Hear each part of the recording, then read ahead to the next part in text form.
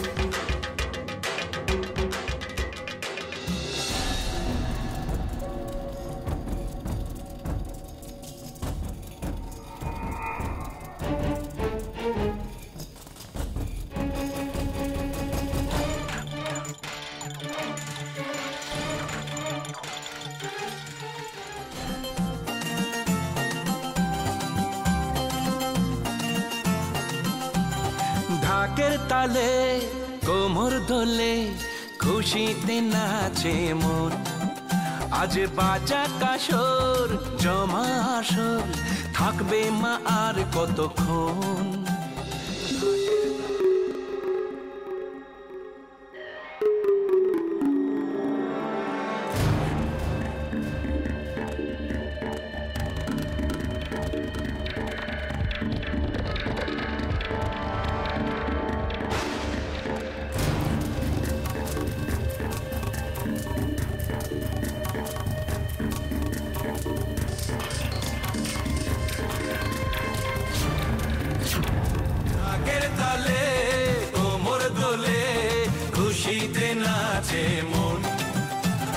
বাজা কাসর জমা আসর থাকবে মা আর কতক্ষণ।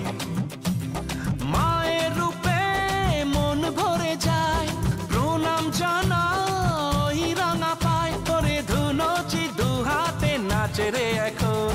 ঢাকের তালে কোমর দোলে খুশিতে নাচে মন।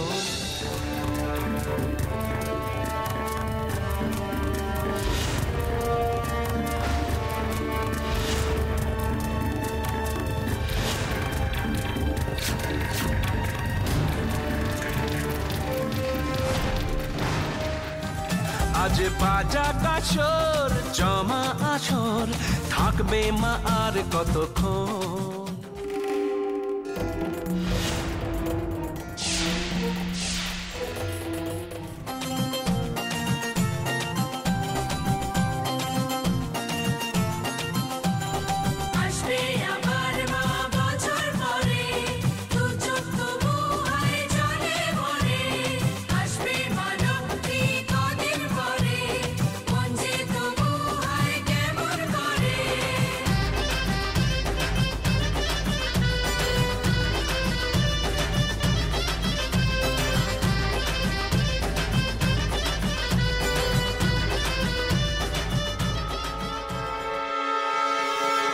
এই ফটকটা তোর হাতে পড়লেই তুই বুঝতে পারবি তোর জেলখাটা বাপটাই আসলে তোর সেই আঙ্কেল যে তোকে আদর করে বাড়িতে পৌঁছে দিয়ে গিয়েছিল।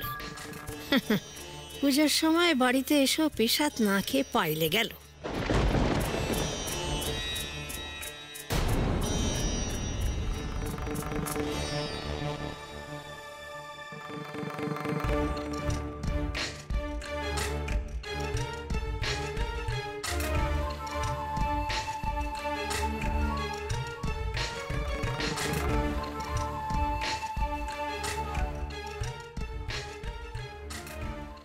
জানাবো মাকে জানাবো আজ আমারে মনের আশা, যেন এ মনে এই জীবনে থাকে এমনই ভালোবাসা। মায়ের ভাষান হবে রে আজ চলছে বড় আরতি নাচ, ঢাই কোড়া কোড় ঢ্যাম কোড়া কোড় তোলে রে মাতন। ঢাকের তালে কোমর দোলে খুশিতে নাচে মন, আজ বাজা কাসর জমা আসর থাকবে মা আর কতক্ষণ।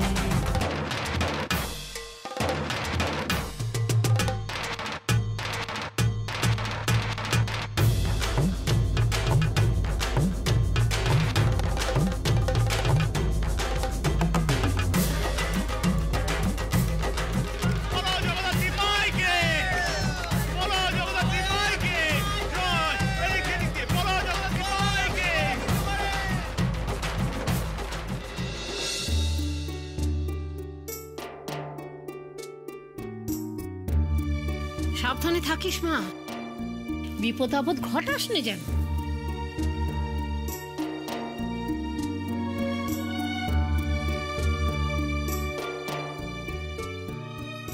আসছে বছর আবার এসো মা, সবকিছু যেন ঠিক থাকে, ভালো থাকে মা।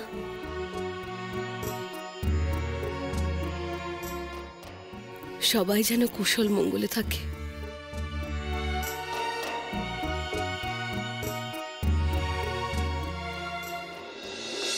উফ, কি হুল্লোড় করতে পারিস তুই, হ্যাঁ? এবার আনন্দ হয়েছে তো? খুশি? চুপটি করে শুয়ে পড়, আমি গায়ে চাদর দিয়ে দিচ্ছি। তারপর আমি খাবার নিয়ে আসবো, ওষুধ নিয়ে আসবো, খেয়ে একদম ঘুমিয়ে পড়বি, কেমন? কি হলো? বসো। কেন? বসো না। দেখো তো, তুমি যখন আমাকে মায়ের মতো শাসন করো না, আমার খুব ভালো লাগে। নিজের কথা একটুও ভাবিস না তুই, হ্যাঁ? এত বড় একটা রিস্ক নিলি কাজটা করতে গিয়ে। রিস্ক না নিলে তোমার ভাইয়ের পাশে দাঁড়াতাম কি করে বলো তো? আমার ভাইটাকে তুই খুব ভালোবাসিস না? অনেক পুণ্য করে তোকে আমরা এবারের বউ হিসেবে পেয়েছি, জানিস তুই সেটা?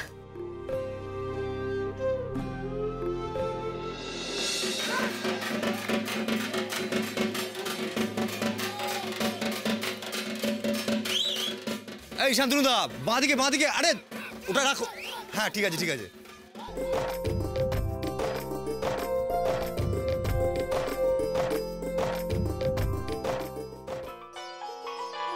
ফোন বাজছে, দাঁড়া আমি এনে দিচ্ছি।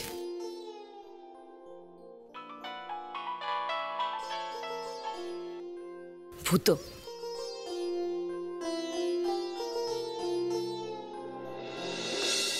হ্যাঁ শোনা, কি কি করছো তুমি? আমায় খুব মিস করছো না? আমিও জানো তো তোমায় খুব মিস করছি। তুমি যদি ফিট থাকতে না, তাহলে এই ঢাকের তালে তোমার হাত ধরে খুব নাচতাম, খুব, আর জোরসে সিটি দিতাম।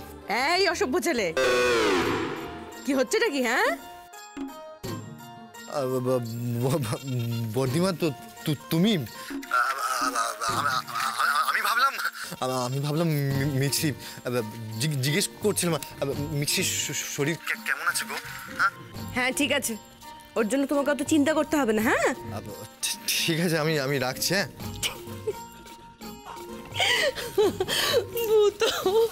ভূত না, তুই ভেবে আমার সাথে কথা বলে যাচ্ছে, আর যেই বুঝেছে আমি, একেবারে লজ্জা পেয়ে গেছে। পাগল একটা। তোকে এভাবে হাসতে দেখলে আনন্দে আমার মনটা ভরে যায় রে মা। রাধা মাধব সারা জীবন তোকে যেন এরকম আনন্দে রাখেন।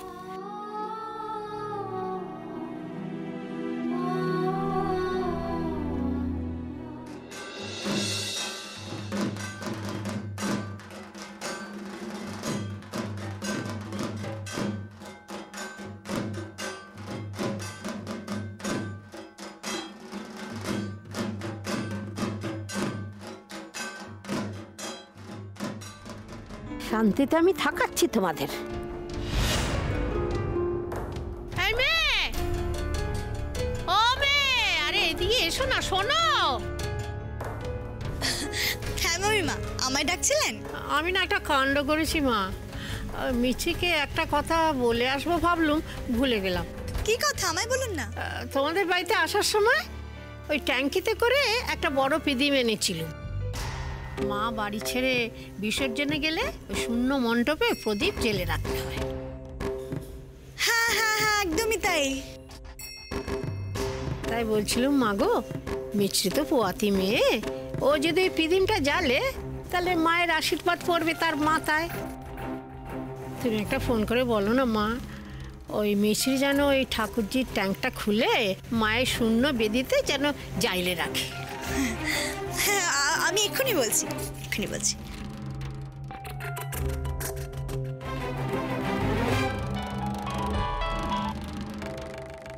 হ্যাঁ হ্যাঁ ফুলদি বলো। হ্যালো, হ্যাঁ কি কি হ্যালো, হ্যাঁ বর্দিমা, হ্যাঁ বর্দিমা তো দুধ গরম করতে গেছে, কেন গো? হ্যাঁ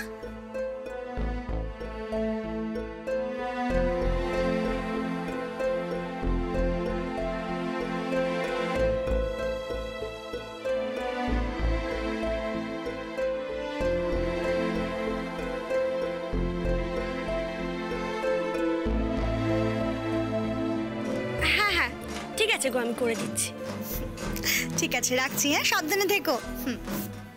বলে দিয়েছি। চলুন এবার আসুন।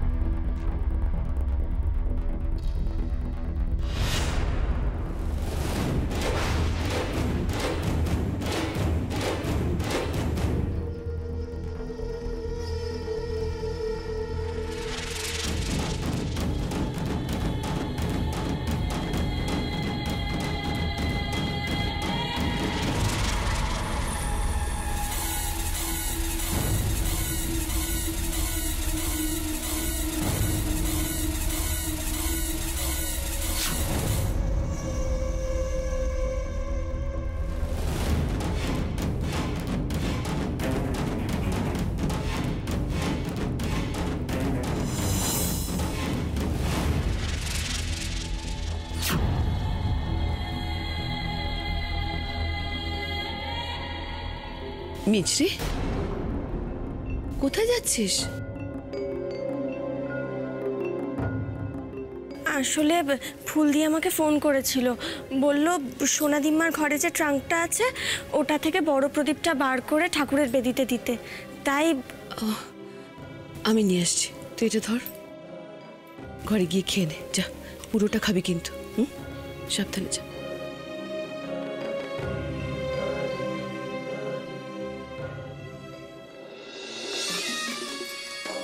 আর একটু ঝাল দাও, ধনে পাতাটা বেশি করে দাও।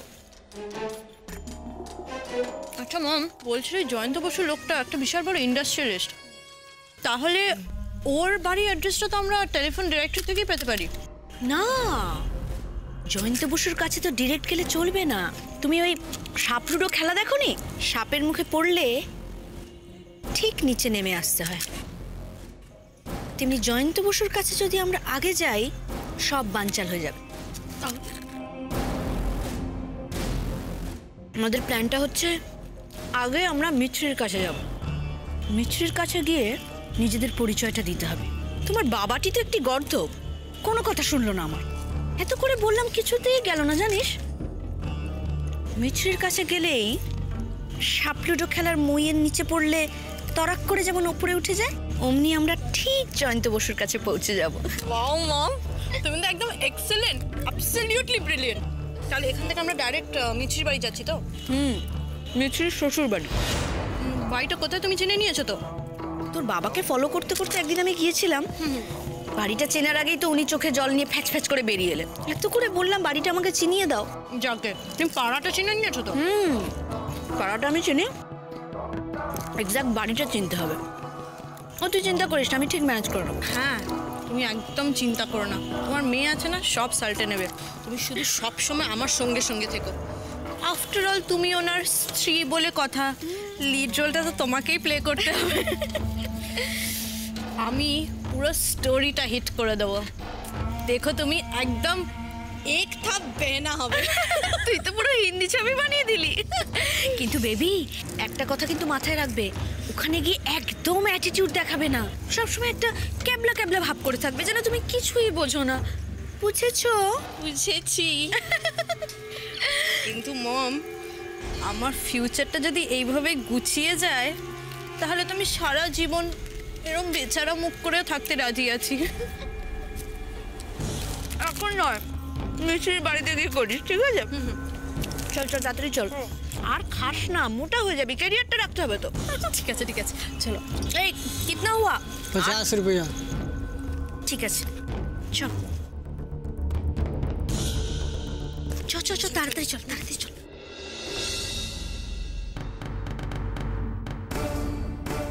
আরে ট্রাঙ্কটা তো খোলা, মাসিমণি বোধহয় ভুল করে খুলে রেখে গেছেন। আর প্রদীপটাও তো বাইরেই রয়েছে।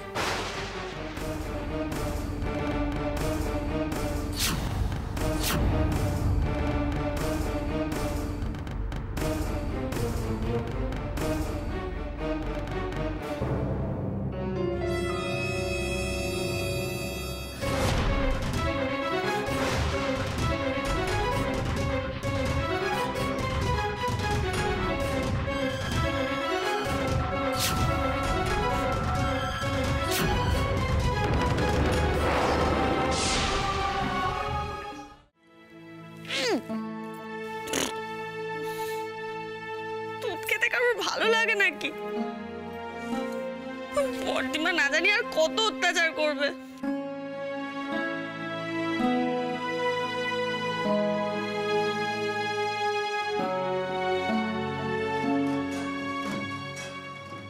ওদিকে কি হচ্ছে কি জানে? মিছরি নিশ্চয়ই এতক্ষণে আমার আর তর্সই চেনে। যাই একবার ওই মেয়েটাকে জিজ্ঞেস করে দেখি, ফোন করে যদি একবার খবর নেওয়া চায়। ও মেয়ে, ও মেয়ে, হ্যাঁ তুমি একবার ওই টেলিফোন করে দেখো না গো, পিদিমটা জাল লেখি না। না না, তুমি আনন্দ করছো, করো না, আমাকে শুধু লাইনটা ধরি। না না, কোনো অসুবিধা নেই, আমি ফোন করছি।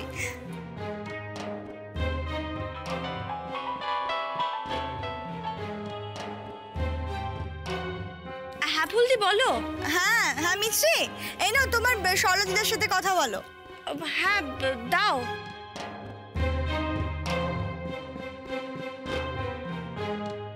মিছরি, হ্যাঁ হ্যাঁ বলো বলো সরলা দিদা। হ্যালো, কেমন আছিস মা? শরীরটা ভালো আছে তো? হ্যাঁ এখন ঠিক আছে। হ্যালো, শুনতে পাচ্ছ? হ্যালো। হ্যাঁ রে মা, ওই ঠাকুরের বেদির সামনে যে ওই পিদিমটা জাইলে দিতে বলেছিল, জাইলেছিস তো? হ্যাঁ মানে ওটা তো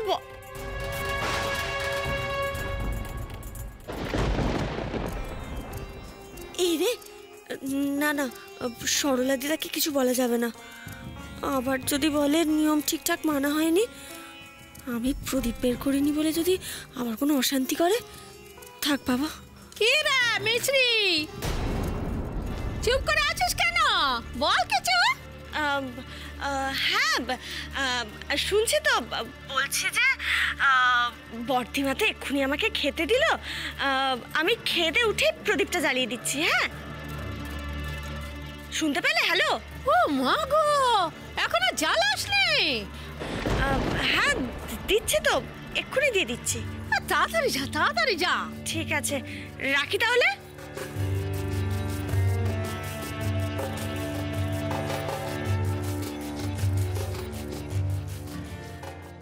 বড্ড গে তো মেয়ে মানুষ, আমি জানি এক্ষণে বুঝি সব জেনে গেছে। তবে আজ বাড়ি ফিরে একটা ঝামেলি দেখতে পাবোই পাবো। ও মেয়ে,